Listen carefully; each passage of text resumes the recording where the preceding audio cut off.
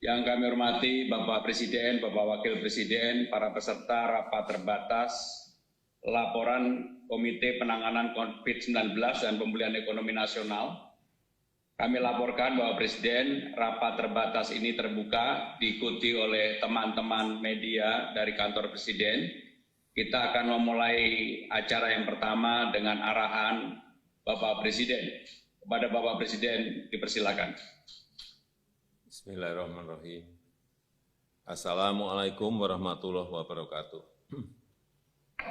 Pagi hari ini yang berkaitan dengan COVID dan ekonomi, saya ingin menyampaikan beberapa hal. Yang pertama mengenai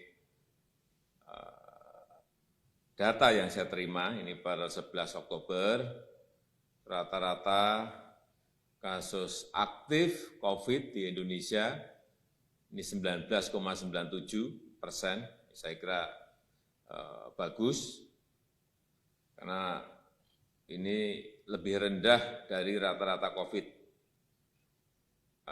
Kasus aktif COVID dunia yang mencapai 22,1%.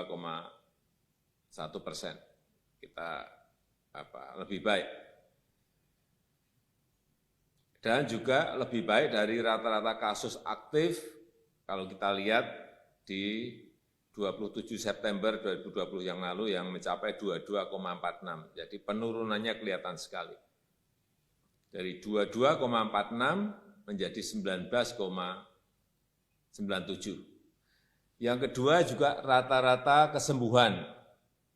Ini per 11 Oktober mencapai 76,48%. Dan ini sudah lebih baik dari rata-rata angka kesembuhan dunia yang mencapai 75,03%. Ini juga sudah lebih baik. Karena itu, angka rata-rata kesembuhan harus terus diperbaiki, terus ditingkatkan dengan meningkatkan standar pengobatan baik di rumah sakit, di ruang ICU, maupun di tempat isolasi.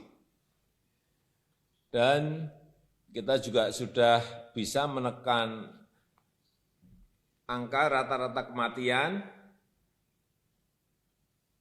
meski masih di atas dunia,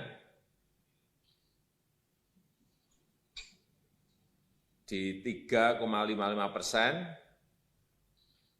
Ini lebih baik dibandingkan 2 minggu yang lalu yang berada di angka 3,77%. Namun masih lebih tinggi sekali lagi dari rata-rata kematian dunia yang berada di angka 2,88%. Ini saya kira tugas besar kita ada di sini. Bagaimana angka rata-rata kematian ini bisa ditekan terus.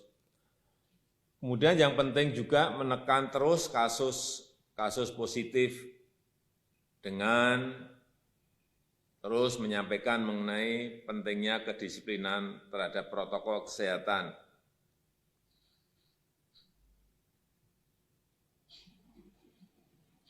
Saya mencatat dari angka-angka yang ada, Provinsi Jawa Timur, Provinsi Sulawesi Selatan menunjukkan perbaikan dalam pengendalian pandemi COVID. Saya kira ini bisa dijadikan contoh provinsi-provinsi yang lain,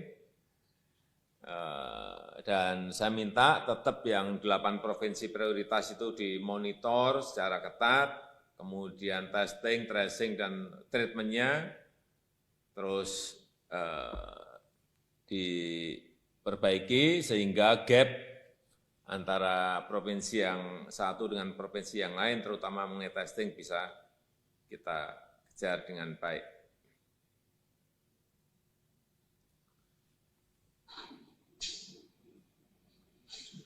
Saya juga minta ini 2 minggu ke depan ini diprioritaskan untuk 12 kabupaten kota yang memiliki kasus aktif lebih dari 1.000 yang menyumbang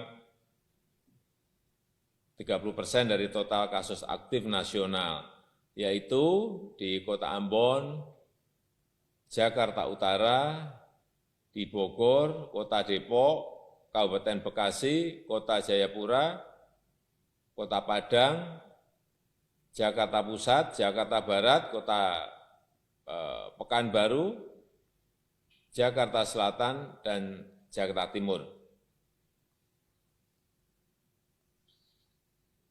Yang kelima, untuk roadmap pemberian vaksin minggu ini saya minta secara khusus dipaparkan sehingga jelas apa yang akan kita lakukan.